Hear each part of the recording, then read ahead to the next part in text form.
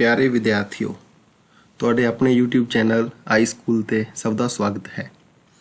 ਅੱਜ ਦੀ ਵੀਡੀਓ ਵਿੱਚ ਅਸੀਂ 9th ਇੰਗਲਿਸ਼ ਦੇ ਮੇਨ ਕੋਰਸ ਦਾ first lesson grooming of a boy discuss ਕਰਾਂਗੇ। ਇਸ ਵੀਡੀਓ ਵਿੱਚ ਅੰਤ ਤੱਕ ਬਣੇ ਰਹਿਣਾ, ਜਿਸ ਵਿੱਚ ਤੁਹਾਨੂੰ ਸਮਰੀ ਪਿਕਚਰਸ ਦੇ ਨਾਲ ਦਿਖਾਈ ਮਿਲੇਗੀ। ਉਸ ਤੋਂ ਇਲਾਵਾ ਪੇਪਰ ਦੇ ਪੁਆਇੰਟ ਆਫ ਵਿਊ ਤੋਂ ਸਾਰੇ MCQs, ਸ਼ਾਰਟ ਕੁਐਸਚਨਸ, ਲੌਂਗ ਕੁਐਸਚਨ ਅਤੇ ਟਰਾਂਸਲੇਸ਼ਨ ਅਵੇਲੇਬਲ ਹੋਏਗੀ। ਇਸ ਨੂੰ ਤੁਸੀਂ ਇੱਕ ਵਾਰ ਸਮਝ ਲੈਣਾ ਹੈ। ਉਸ ਤੋਂ ਬਾਅਦ ਦੁਬਾਰਾ ਪਲੇ ਕਰਕੇ ਆਪਣੇ ਨੋਟਬੁੱਕਸ ਦੇ ਉੱਪਰ ਨੋਟ ਡਾਊਨ ਵੀ ਕਰ ਸਕਦੇ ਹੋ। ਆਓ ਜ਼ਿਆਦਾ ਸਮਾਂ ਨਾ ਲੈਂਦੇ ਹੋਏ ਵੀਡੀਓ ਨੂੰ ਸ਼ੁਰੂ ਕਰਦੇ ਹਾਂ। ਇਹ ਜੋ ਤਸਵੀਰ ਤੁਹਾਡੇ ਸਾਹਮਣੇ ਹੈ, ਇਹ ਅਮਰੀਕਾ ਦੇ ਰਾਸ਼ਟਰਪਤੀ ਪ੍ਰੈਜ਼ੀਡੈਂਟ ਕਹਿ ਲਈਏ ਹੁਣ ਅਬਰਾਹਮ ਲਿੰਕਨ ਦੀ ਹੈ, ਜਿਨ੍ਹਾਂ ਦੇ ਬਾਰੇ ਤੁਸੀਂ ਨੇ ਛੋਟੀਆਂ ਕਲਾਸਿਸ ਦੇ ਵਿੱਚ ਵੀ ਪੜ੍ਹਿਆ ਹੋਏਗਾ ਕਿ ਕਿਸ ਤਰ੍ਹਾਂ ਉਹ ਆਪਣੀ ਗਰੀਬੀ ਦੇ ਬਾਵਜੂਦ ਕਿੰਨੀ ਜ਼ਿਆਦਾ ਮਿਹਨਤ ਕਰਕੇ ਅਮਰੀਕਾ ਦੇ ਰਾਸ਼ਟਰਪਤੀ ਦੀ ਜਿਹੜੀ ਹੈ ਅਹੁਦੇ ਤੱਕ ਪਹੁੰਚਦੇ ਹਨ।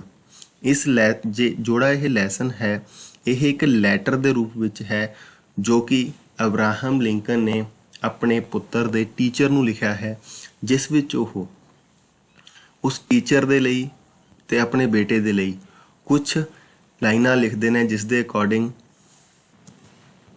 ਉਹ ਟੀਚਰ ਨੂੰ ਆਪਣੇ ਬੱਚੇ ਦਾ ਫਿਊਚਰ ਅਤੇ ਪਰਸਨੈਲਿਟੀ ਮੋਲਡ ਕਰਨ ਦੇ ਲਈ ਕਹਿੰਦੇ ਨੇ। ਇਹ ਲੈਸਨ ਤੁਹਾਡੇ ਲਈ ਵੀ ਉਨਾ ਹੀ ਇੰਪੋਰਟੈਂਟ ਹੈ ਐਗਜ਼ਾਮੀਨੇਸ਼ਨ ਪੁਆਇੰਟ ਆਫ ਵਿਊ ਤੋਂ ਵੀ ਤੇ ਪਰਸਨੈਲਿਟੀ ਡਿਵੈਲਪਮੈਂਟ ਦੇ ਵੀ। ਤੁਹਾਨੂੰ ਇਸ ਲੈਸਨ ਦੇ ਵਿੱਚੋਂ ਪਤਾ ਚੱਲੇਗਾ ਕਿ ਇੱਕ ਚੰਗੀ ਪਰਸਨੈਲਿਟੀ ਦੇ ਜਾਂ ਚੰਗੇ ਇਨਸਾਨ ਦੇ ਕੀ ਗੁਣ ਹੁੰਦੇ ਹਨ। ਤਾਂ ਤੁਸੀਂ ਆਪਣੀ ਵੀ ਇੰਟਰੋਸਪੈਕਸ਼ਨ ਕਰਕੇ, ਠੀਕ ਹੈ, ਆਤਮ ਚਿੰਤਨ ਕਰਕੇ ਪਤਾ ਕਰ ਸਕਦੇ ਹੋ ਕਿ ਸਾਡੇ ਵਿੱਚ ਕਿਹੜੇ ਗੁਣ ਹੈਗੇ ਨੇ ਤੇ ਕਿਹੜੇ ਲਿਆਉਣ ਦੀ ਜ਼ਰੂਰਤ ਹੈ। ਆਓ ਦੇਖਦੇ ਹਾਂ। ਤਾਂ ਇਹ ਉਸ ਲੈਟਰ ਦੀ ਪੰਜਾਬੀ ਦੇ ਵਿੱਚ ਇੱਕ ਟਰਾਂਸਲੇਸ਼ਨ ਕੀਤੀ ਗਈ ਹੈ।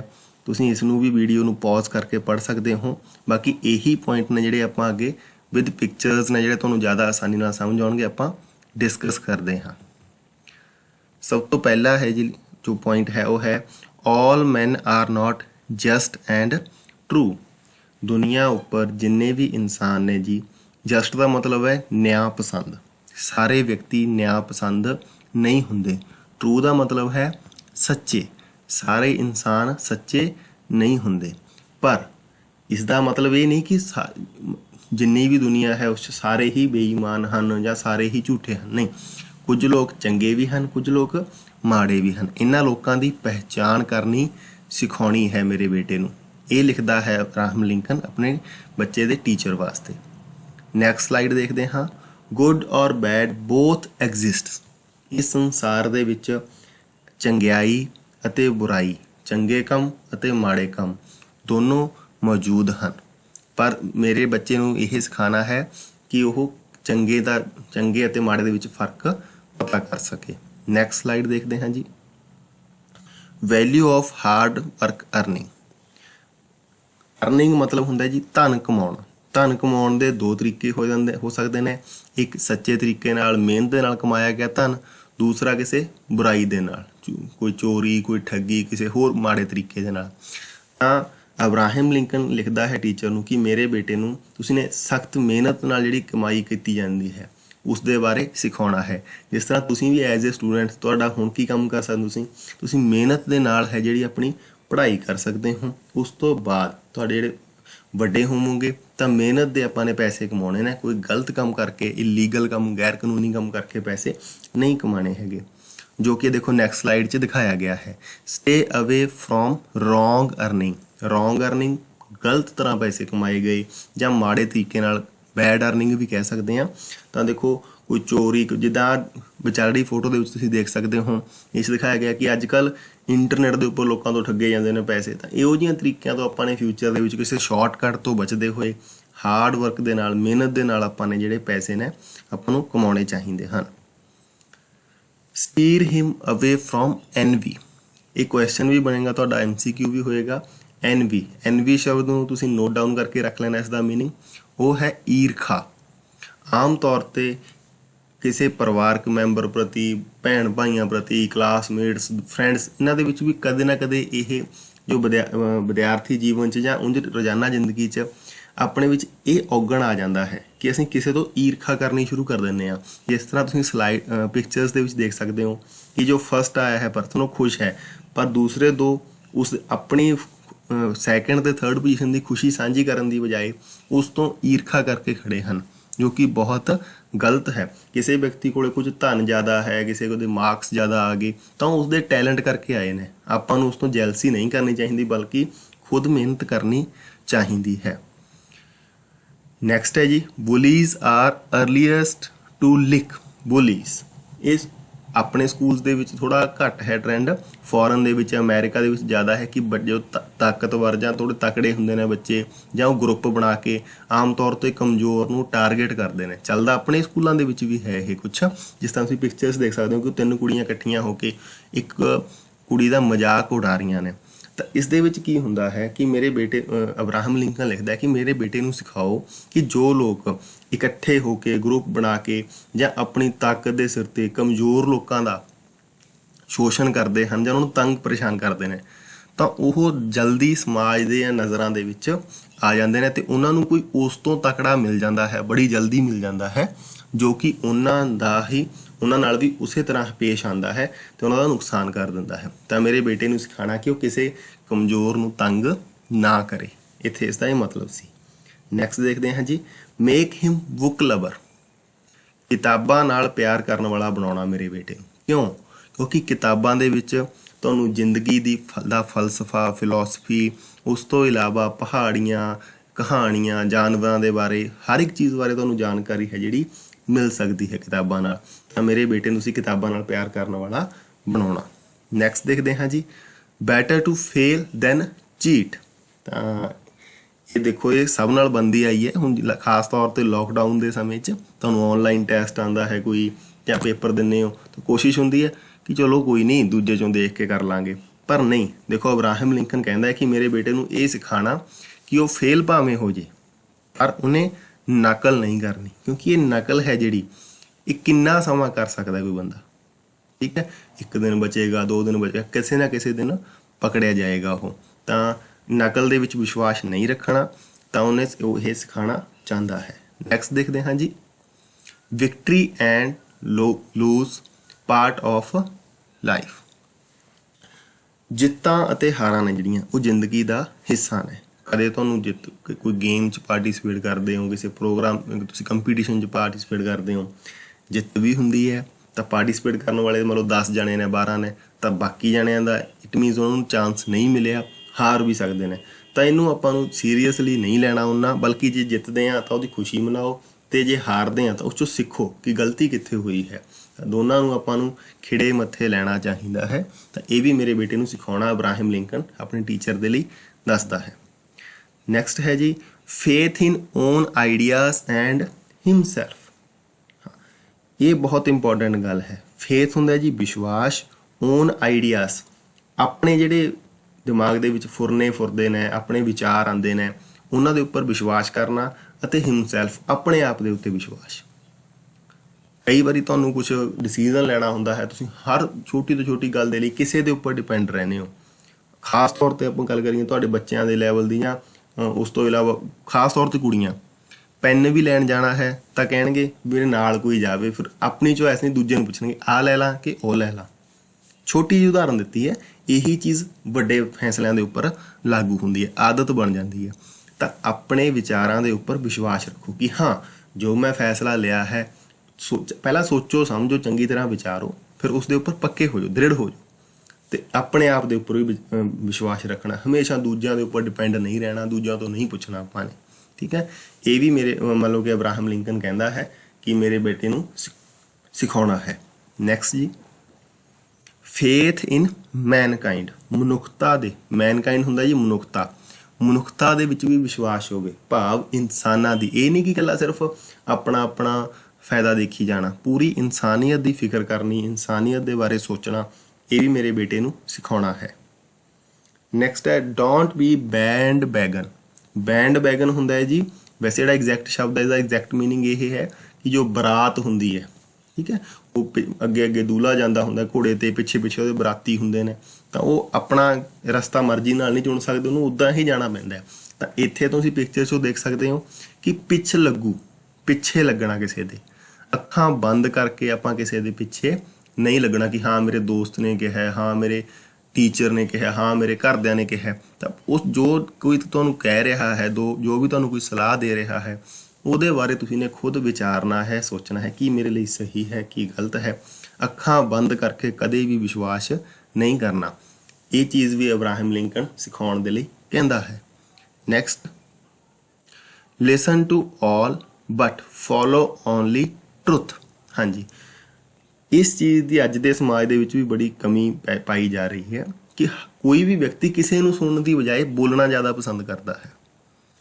ਇੱਥੇ ਅਬਰਾਹਮ ਲਿੰਕਨ ਕਹਿੰਦਾ ਹੈ ਕਿ ਮੇਰੇ ਬੇਟੇ ਵਿੱਚ ਇਹ ਵੀ ਤੁਸੀਂ ਗੁਣ ਪੈਦਾ ਕਰੋ ਕਿ ਉਹ ਸਭ ਦੀ ਸੁਣੇ, ਜੋ ਵੀ ਉਹਨੂੰ ਕੋਈ ਸਲਾਹ ਦੇਵੇ, ਜੋ ਵੀ ਉਸਦੇ ਚੰਗੇ ਲਈ ਕਹੇ, ਜੋ ਕਿਵੇਂ ਵੀ ਹੈ, ਪਰ ਫੋਲੋ ਓਨਲੀ ਟਰੁੱਥ, ਪਰ ਉਹ ਮੰਨੇ ਸਿਰਫ ਉਸ ਚੀਜ਼ ਨੂੰ ਜੋ ਸੱਚੀ ਹੋਵੇ। ਇਹ ਨਹੀਂ ਕਿ ਜੋ ਵੀ ਉਹਦੇ ਕੋਲ ਕਿਸੇ ਨੇ ਝੂਠ ਆ ਕੇ ਕਹਿਤਾ, ਕਿਸੇ ਨੇ ਗਲਤ ਕਹਿਤਾ, ਉਸ ਦੇ ਉੱਪਰ ਵਿਸ਼ਵਾਸ ਕਰੀ ਗਿਆ, ਨਹੀਂ, ਬਲਕਿ ਉਹਨੂੰ ਸੁਣੇ ਸਭ ਦੀ, ਪਰ ਉਸ ਤੋਂ ਬਾਅਦ ਸੁਣਨ ਤੋਂ ਬਾਅਦ ਉਸਦੀ ਜਾਂਚ ਪੜਤਾਲ ਕਰੇ ਕਿ ਕੀ ਮੇਰੇ ਲਈ ਸਹੀ ਹੈ ਕੀ ਗਲਤ ਹੈ, ਉਸ ਦੇ ਆਧਾਰ ਤੇ ਫੈਸਲਾ ਲੈ ਕੇ ਉਸ ਨੂੰ ਮੰਨੇ, ਜੋ ਸਹੀ ਗੱਲ ਹੈ ਉਸ ਨੂੰ ਮੰਨੇ।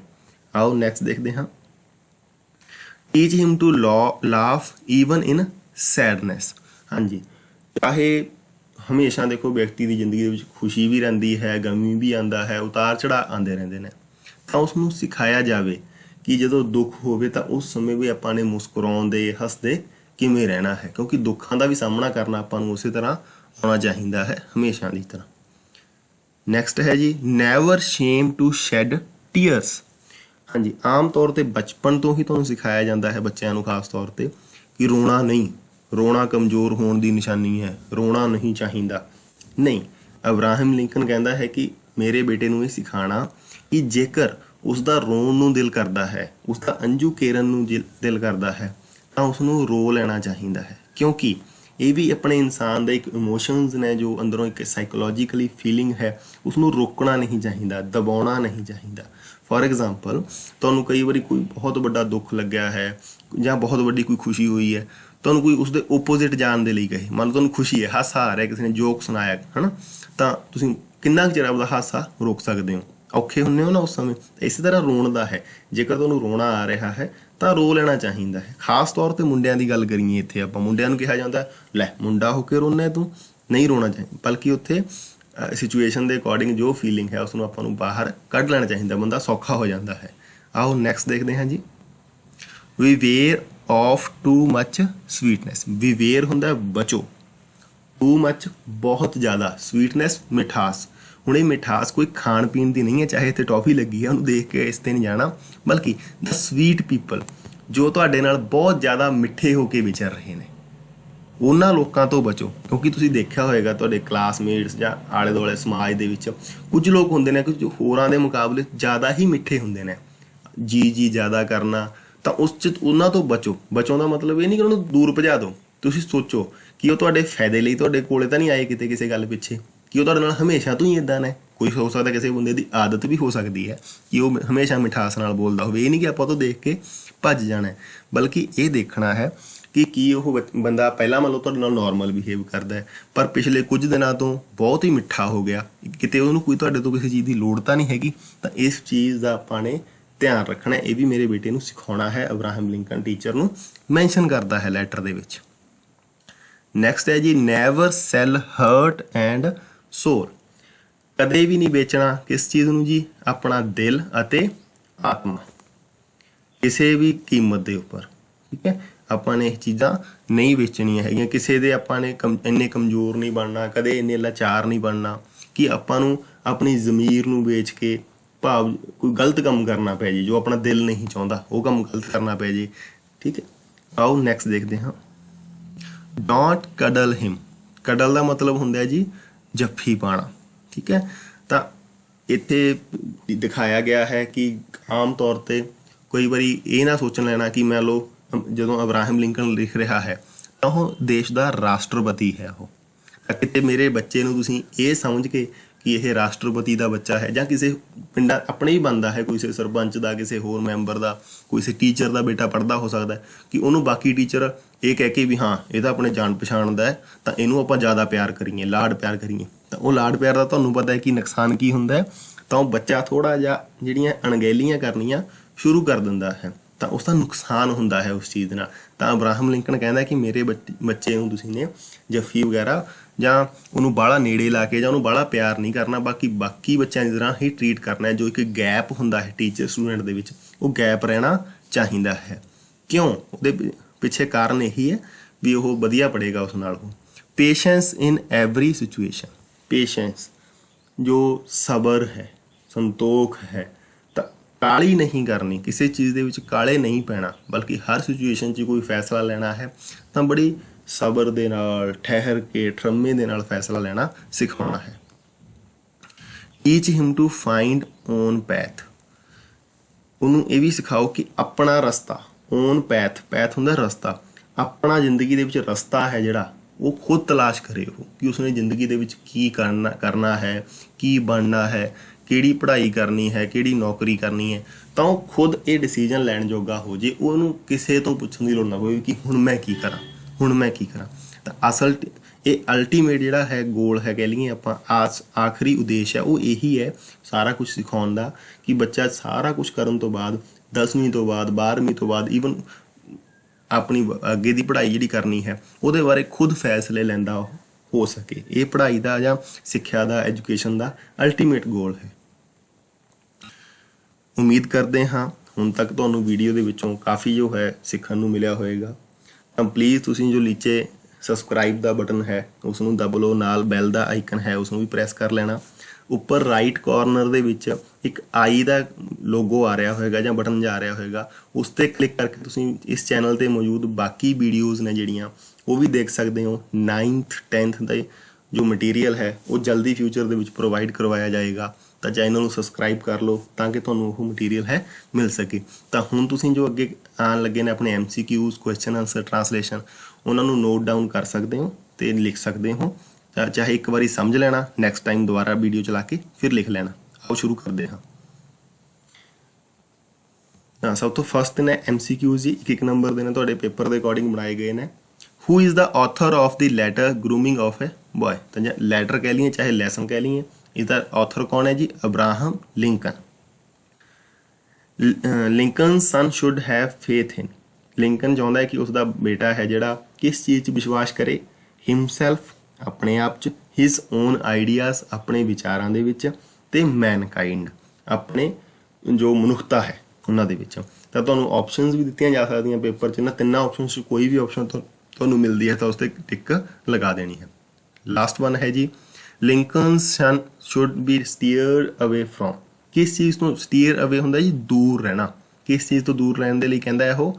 ਐਨਵੀ, ਜੋ ਈਰਖਾ ਹੈ ਉਸ ਤੋਂ ਦੂਰ ਰਹਿਣ ਦੇ ਲਈ ਕਹਿੰਦਾ ਹੈ। ਹੁਣ ਆ ਗਏ ਜੀ ਕੁਐਸਚਨ ਆਨਸਰਸ ਤੁਹਾਡੇ 3 ਨੰਬਰ ਵਾਲੇ, 3 ਮਾਰਕਸ ਵਾਲੇ। All men are not just and true, ਭਾਵੇਂ ਸਾਰੇ ਵਿਅਕਤੀ ਨੇ ਜਿਹੜੇ ਉਹ ਚੰਗੇ ਨਹੀਂ ਹੈਗੇ, ਨਿਆਂ ਪਸੰਦ ਨਹੀਂ ਹੈਗੇ। Y is the author still hopeful, hopeful ਮਤਲਬ ਉਮੀਦ, ਪਰ ਫਿਰ ਵੀ ਜਿਹੜਾ ਆਥਰ ਹੈ, ਲਿਖਾਰੀ ਹੈ, ਅਬਰਾਹਮ ਲਿੰਕਨ ਹੈ, ਉਮੀਦ ਕਿਉਂ ਰੱਖਦਾ ਹੈ? Because for every bad person there is a good person also, ਕਿਉਂਕਿ ਜੇਕਰ ਸਮਾਜ ਦੇ ਵਿੱਚ ਬੁਰੇ ਬੰਦੇ ਨੇ ਤਾਂ ਉੱਥੇ ਚੰਗੇ ਬੰਦੇ ਵੀ ਹੈਗੇ ਨੇ, ਇਸ ਕਰਕੇ ਉਹਨੂੰ ਉਮੀਦ ਹੈ। ਨੈਕਸਟ ਕੁਐਸਚਨ ਹੈ ਜੀ, what should Lincoln son be steer away from, ਤਾਂ ਇਹ ਆਪਾਂ ਪਹਿਲਾਂ ਵੀ ਮੈਂਸ਼ਨ ਕਰ ਚੁੱਕੇ ਹਾਂ ਕਿ ਕਿਸ ਚੀਜ਼ ਤੋਂ ਦੂਰ ਰਹਿਣ ਦੇ ਲਈ ਕਹਿੰਦਾ ਹੈ, ਕਿਸ ਚੀਜ਼ ਤੋਂ ਦੂਰ ਰੱਖਣ ਦੇ ਲਈ ਕਹਿੰਦਾ ਹੈ। ਹੀ should be steer away from ਐਨਵੀ, ENVY, spelling mistake ਨਹੀਂ ਕਰਨੀ ਆਪਾਂ ਨੇ, ਤਾਂ ਈਰਖਾ ਤੋਂ ਦੂਰ ਕਰਨ ਦੇ ਲਈ, ਰੱਖਣ ਦੇ ਲਈ ਕਹਿੰਦਾ ਹੈ। ਨੈਕਸਟ ਕੁਐਸਚਨ ਹੈ ਜੀ, what should one never cell, ਕਿਸ ਚੀਜ਼ ਨੂੰ ਵਿਅਕਤੀ ਨੇ ਕਦੇ ਵੀ ਨਹੀਂ ਵੇਚਣਾ ਚਾਹੀਦਾ? One should never sell one's heart and soul, ਬੰਦੇ ਨੂੰ ਆਪਣਾ ਦਿਲ ਅਤੇ ਆਤਮਾ ਹੈ ਜਿਹੜੀ ਉਹ ਕਦੇ ਵੀ ਵੇਚਣੀ ਨਹੀਂ ਚਾਹੀਦੀ। ਨੈਕਸਟ ਹੈ ਜੀ, why does Lincoln not want his son to be cuddled, Lincoln ਕਿਉਂ ਨਹੀਂ ਚਾਹੁੰਦਾ ਕਿ ਉਸਦੇ ਬੇਟੇ ਨੂੰ ਜਿਹੜੇ ਟੀਚਰ ਨੇ ਉਹ ਬਹੁਤ ਨੇੜੇ ਲਾ ਕੇ ਰੱਖਣ, ਬਹੁਤ ਪਿਆਰ ਕਰਨ, ਜੱਫੀਆਂ ਵਗੈਰਾ ਪਾਉਣ, ਕਿਉਂ ਨਹੀਂ ਚਾਹੁੰਦਾ ਉਹ? Because one becomes tough only by passing through the difficulties of life, one अब एक कोई भी व्यक्ति कह लीए बनता है टफ मतलब मजबूत ਓਨਲੀ ਬਾਏ ਪਾਸਿੰਗ ਥਰੂ ਦਾ ਡਿਫਿਕਲਟੀ ਜੇਕਰ ਉਹ ਜ਼ਿੰਦਗੀ 'ਚ ਮੁਸ਼ਕਲਾਂ 'ਚੋਂ ਲੰਘੇਗਾ ਔਖੇ ਸਮੇਂ 'ਚੋਂ ਲੰਘੇਗਾ ਤਾਂ ਉਹ ਹੈ ਜਿਹੜਾ ਵਿਅਕਤੀ ਹੈ ਜਿਹੜਾ ਉਹ ਮਜ਼ਬੂਤ ਬਣੇਗਾ ਟਫ ਬਣੇਗਾ ਉਦਾਹਰਨ ਹੈ ਕਿ ਜਿਹੜਾ ਤੁਸੀਂ ਦੇਖਿਆ ਹੋਏਗਾ ਕਿ ਸੋਨੇ ਦੀਆਂ ਚਾਹੇ ਕੋਈ ਗਹਿਣੇ ਬਣਦੇ ਨੇ ਜਾਂ ਲੋਹਾ ਹੈ ਜਿਹੜਾ ਉਸ ਦਾ ਕੋਈ ਵੀ ਚੀਜ਼ ਬਣਾਈ ਦਿੱਤਾ ਉਹਨੂੰ ਬਹੁਤ ਜ਼ਿਆਦਾ ਅੱਗ ਦੇ ਵਿੱਚੋਂ ਦੀ ਲੰਘਣਾ ਪੈਂਦਾ ਹੈ ਠੀਕ ਹੈ ਉਦਾਹਰਨ ਭੱਠੇ ਦੀ ਵੀ ਲੈ ਸਕਦੇ ਹਾਂ ਆਪਾਂ ਜਿਹੜੀ ਇੱਟ ਵਧੀਆ ਇੱਟ ਬਣਦੀ ਹੈ ਉਹਨੂੰ ਦੇਖੋ ਸੇਕ ਝੱਲਣਾ ਪੈਂਦਾ ਹੈ ਅੱਗ ਝੱਲਣੀ ਪੈਂਦੀ ਹੈ ਤੇ ਜਿਹੜੀ ਨੂੰ ਨਹੀਂ ਲੱਗਦਾ ਸੇਕ ਉਹ ਕੱਚੀ ਪਿੱਲੀ ਇੱਟ ਰਹਿ ਜਾਂਦੀ ਹੈ ਉਹ ਟੁੱਟ ਜਾਂਦੀ ਹੈ ਜਲਦੀ how can one gain sublime faith in mankind ਕੋਈ ਵੀ ਵਿਅਕਤੀ ਹੈ ਜਿਹੜਾ ਉਹ ਪੂਰਨ ਤੌਰ ਤੇ ਮਨੁੱਖਤਾ ਦੇ ਵਿੱਚ ਜਿਹੜਾ ਵਿਸ਼ਵਾਸ ਹੈ ਉਹ ਕਿਵੇਂ ਪੈਦਾ ਕਰ ਸਕਦਾ ਆਪਣੇ ਆਪ 'ਚ it can be done by having sublime faith in oneself ਜੇਕਰ ਉਹ ਆਪਣੇ ਆਪ 'ਚ ਵਿਸ਼ਵਾਸ ਪੈਦਾ ਕਰ ਲਏਗਾ ਆਪਣੇ ਆਪ ਦੇ ਵਿੱਚ ਉਹਨੂੰ ਪੂਰੀ ਤਰ੍ਹਾਂ ਵਿਸ਼ਵਾਸ ਹੋ ਜਾਏਗਾ ਤਾਂ ਉਹਦਾ ਪੂਰੀ ਮਨੁੱਖਤਾ ਦੇ ਵਿੱਚ ਵਿਸ਼ਵਾਸ ਹੌਲੀ ਹੌਲੀ ਪੈਦਾ ਹੋ ਜਾਏਗਾ ਵਟ ਸ਼ੁੱਡ ਵਨ ਪੌਂਡਰ ਅਬਾਊਟ ਇਸ ਚੀਜ਼ ਦੇ ਬਾਰੇ ਹੈ ਜਿਹੜਾ ਬੰਦੇ ਨੂੰ ਹੈ ਜਿਹੜਾ ਉਹ ਖੁਸ਼ ਹੋਣਾ ਚਾਹੀਦਾ ਹੈ ਉਸ ਦੇ ਬਾਰੇ ਦੱਸਣਾ ਦੂਜਿਆਂ ਤੱਕ ਸ਼ੇਅਰ ਕਰਨਾ ਚਾਹੀਦਾ ਹੈ one should ponder about mysteries of objects of nature mysteries ਹੁੰਦਾ ਜੀ ਰਹੱਸ ਠੀਕ ਹੈ ਆਬਜੈਕਟ ਹੋ ਗਈਆਂ ਜਿੰਨੇ ਵੀ ਵਸਤੂਆਂ ਹੋ ਗਈਆਂ ਆਫ ਨੇਚਰ ਕੁਦਰਤ ਦੀ ਗੱਲ ਕਰੀਏ ਤਾਂ ਪਸ਼ੂ ਪੰਛੀ ਜਾਨਵਰ ਕਿੰਨੇ ਛੋਟੇ ਛੋਟੇ ਕੀੜੇ ਮਕੌੜੇ ਝਰਨੇ ਮੀਂਹ ਬੱਦਲ ਕਿੰਨਾ ਕੁਛ ਹੈ ਜਿਸ ਦੇ ਬਾਰੇ ਵਿਅਕਤੀ ਨੂੰ ਜਾਣਨਾ ਚਾਹੀਦਾ ਹੈ ਕਿੰਨੇ ਰਹੱਸ ਨੇ ਬੰਦਾ ਹਾਲ ਤੱਕ ਲੱਭ ਰਿਹਾ ਹੈ ਉਸ ਚੀਜ਼ ਨੂੰ ਤਾਂ ਉਹ ਖੁਸ਼ੀ ਜ਼ਾਹਰ ਕਰਨੇ ਚਾਹੀਦੇ ਹਨ ਨੈਕਸਟ ਕੁਐਸਚਨ ਹੈ ਜੀ after listening to all man what should one do ਸਾਰੇ ਵਿਅਕਤੀਆਂ ਤੋਂ ਨੂੰ ਸੁਣਨ ਤੋਂ ਬਾਅਦ ਇੱਕ ਵਿਅਕਤੀ ਨੂੰ ਕੀ ਕਰਨਾ ਚਾਹੀਦਾ ਹੈ ਹਾਂ ਜਿਹੜਾ ਤੁਹਾਡੇ ਕੁਐਸਚਨ ਦਿਮਾਗ 'ਚ ਆਨਸਰ ਆਇਆ ਉਹ ਸਹੀ ਹੈ one should accept only good and true ideas ਵਿਅਕਤੀ ਨੂੰ ਸਿਰਫ ਉਹ ਚੰਗੇ ਸਹੀ ਅਤੇ ਜਿਹੜੇ ਸੱਚੇ ਜਾਂ ਸਹੀ ਆਈਡੀਆਜ਼ ਨੇ ਸਿਰਫ ਉਹਨਾਂ ਨੂੰ ਮੰਨਣਾ ਚਾਹੀਦਾ ਉਹਨਾਂ ਨੂੰ ਕਬੂਲ ਕਰਨਾ ਚਾਹੀਦਾ ਗਲਤ ਨੂੰ ਨਾਲ ਦੀ ਨਾਲ ਛੱਡ ਦੇਣਾ ਚਾਹੀਦਾ ਹੈ ਵਟ ਸ਼ੁੱਡ ਵਨ ਬੀਵੇਅਰ ਆਫ ਕਿਸ ਚੀਜ਼ ਤੋਂ ਬਚਣ ਦੀ ਜ਼ਰੂਰਤ ਹੈ ਵਨ ਸ਼ੁੱਡ ਬੀਵੇਅਰ ਆਫ ਫਲੈਟਰੀ ਜਾਂ ਟੂ ਮੱਚ ਸਵੀਟਨੈਸ ਜੋ ਆਇਆ ਸੀ ਪਹਿਲਾਂ ਤੁਸੀਂ ਉਹ ਵੀ ਲਿਖ ਸਕਦੇ ਹੋ ਇਹਨੂੰ ਇੱਕ ਸ਼ਬਦ 'ਚ ਲਿਖਣਾ ਤਾਂ ਫਲੈਟਰੀ ਹੋ ਗਿਆ ਫਲੈਟਰੀ ਹੁੰਦਾ ਖੁਸ਼ਾਮਦ ਕਰਨਾ ਕਿਸੇ ਨੂੰ ਮਸਖੇ ਲਗਾਉਣਾ ਠੀਕ ਹੈ ਤੂੰ ਬਹੁਤ ਵਧੀਆ ਹੈ ਤੂੰ ਇੱਦਾਂ ਜਦੋਂ ਕੋਈ ਤੁਹਾਨੂੰ ਇਸ ਤਰ੍ਹਾਂ ਬੰਦਾ ਪੇਸ਼ ਕਰਦਾ ਤੂੰ ਬਹੁਤ ਸੋਹਣਾ ਲੱਗ ਰਿਹਾ ਤੂੰ ਬਹੁਤ ਇੱਦਾਂ ਕਰਦਾ ਤੂੰ ਬਹੁਤ ਹੁਸ਼ਿਆਰ ਹੈ ਤੂੰ ਬਹੁਤ ਹੈਲਪਫੁਲ ਹੈ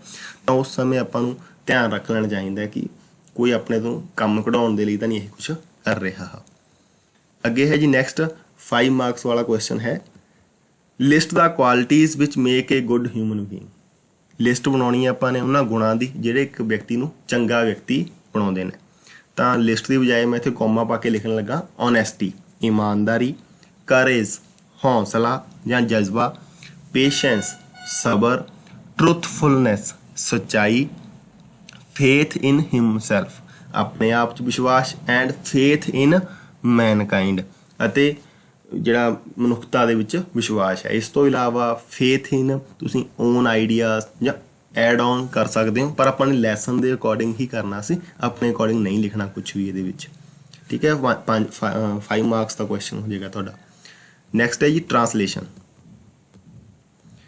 ਪੇਪਰ ਦੇ ਵਿੱਚ ਤੁਹਾਨੂੰ 6 ਟਰਾਂਸਲੇਸ਼ਨ ਦੇ ਸੈਂਟੈਂਸ ਆਉਣਗੇ 3 ਕਰਨੇ ਹੋਣਗੇ ਤੁਸੀਂ ਸਿਰਫ ਮੇਨ ਕੋਰਸ ਦੇ ਵਿੱਚੋਂ ਆਉਂਦੇ ਨੇ ਜੀ ਇਹ ਇੰਗਲਿਸ਼ ਟੂ ਜੋ ਪੰਜਾਬੀ ਕਰਨੀ ਹੈ ਸਟੀਰ ਹਿਮ ਅਵੇ ਫਰੋਮ ਐਨਵੀ ਉਸਨੂੰ ਈਰਖਾ ਤੋਂ ਦੂਰ ਰੱਖੋ ਆਲ ਮੈਨ ਆਰ ਨਾਟ ਟਰੂ ਸਾਰੇ ਲੋਕ ਸੱਚੇ ਨਹੀਂ ਹੁੰਦੇ this is a big order ਇਹ ਇੱਕ ਵੱਡੀ ਚੁਣੌਤੀ ਹੈ ਚਾਹੇ ਇਸ ਦੀ ਐਗਜ਼ੈਕਟ ਟ੍ਰਾਂਸਲੇਸ਼ਨ ਵੱਡਾ ਹੁਕਮ ਬਣੇਗਾ ਪਰ ਲੈਸਨ ਦੇ ਅਕੋਰਡਿੰਗ ਇਹ ਚੁਣੌਤੀ ਹੈ ਲੈਸਨ ਦੇ ਵਿੱਚ ਜੋ ਸੈਂਟੈਂਸ ਆਉਂਦਾ ਉਸ ਦੇ ਅਕੋਰਡਿੰਗ ਇਹ ਬਣਦਾ ਹੈ all men are not just ਸਾਰੇ ਲੋਕ ਨਿਆਂ ਪਸੰਦ ਨਹੀਂ ਹੁੰਦੇ ਜਸਟ ਸ਼ਬਦ ਜਸਟਿਸ ਤੋਂ ਬਣੇ ਜੀ for every enemy there is a friend ਹਰੇਕ ਦੁਸ਼ਮਣ ਦੇ ਮੁਕਾਬਲੇ ਇੱਕ ਮਿੱਤਰ ਵੀ ਹੁੰਦਾ ਹੈ ਜੇਕਰ ਤੁਹਾਨੂੰ ਲੱਗਦਾ ਹੈ ਸਮਾਜ ਦੇ ਵਿੱਚ ਜਾਂ ਕਿਸੇ ਵੀ ਤਰੀਕੇ ਤੇ ਕਿ ਮੇਰੇ ਤਾਂ ਦੁਸ਼ਮਣ ਨੇ ਇੱਦਾਂ ਤਾਂ ਤੁਸੀਂ ਇਹ ਸੋਚੋ ਕਿ ਤੁਹਾਡੇ ਫਰੈਂਡ ਵੀ ਤਾਂ ਹੈਗੇ ਨੇ ਠੀਕ ਹੈ ਟ੍ਰੀਟ ਹਿਮ ਜੈਂਟਲੀ ਉਸ ਨੂੰ ਨਾਲ ਨਰਮੀ ਨਾਲ ਵਿਵਹਾਰ ਕਰੋ ਜਾਂ ਨਰਮ ਵਿਵਹਾਰ ਕਰੋ ਬੀਵੇਅਰ ਆਫ ਟੂ ਮੱਚ ਸਵੀਟਨੈਸ ਜੋ ਲਾਸਟ ਕੁਐਸਚਨ ਸੀ 8th ਉਸ ਦਾ ਆਨਸਰ ਇਹ ਵੀ ਲਿਖਿਆ ਜਾ ਸਕਦਾ